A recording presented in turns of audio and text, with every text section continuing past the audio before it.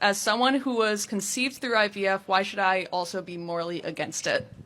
Good question. Okay, so as a pro-lifer, first and foremost, we have to have an issue with the discarded fertilized eggs that happen during IVF.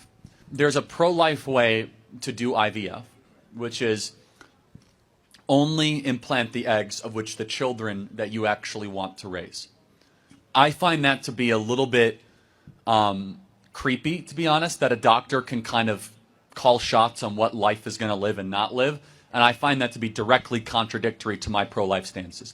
I think it's a human rights violation. The argument that IVF is anti-pro-life because many embryos are stored and aren't used is in part true, but it's not completely true. First and foremost, we put back embryos that have the best chance of propagating a pregnancy into the uterus, and we only put in 1 or 2. And most women undergoing IVF do have more than that available for freezing and storing and subsequent use at their discretion and directive. But those embryos that are stored are not jeopardized by being frozen. Newer methods of embryo freezing protect the embryo.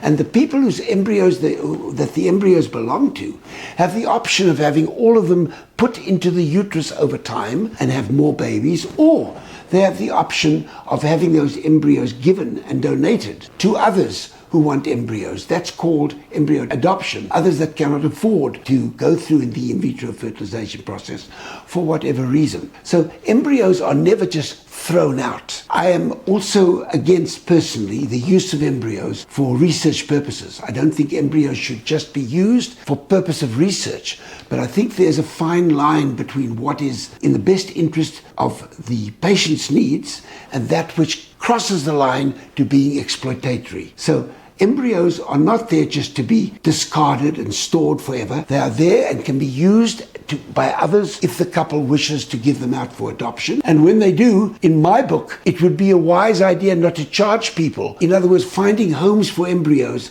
is like finding homes for children out for adoption. I think that's something that can be worked out through a better policy. I think Mr. Kirk's analysis is reasonable but not fair, because the other alternative is to deny people the opportunity to have a family. Nothing is more important in life than family as far as I see it. And I think IVF is the vehicle for doing that.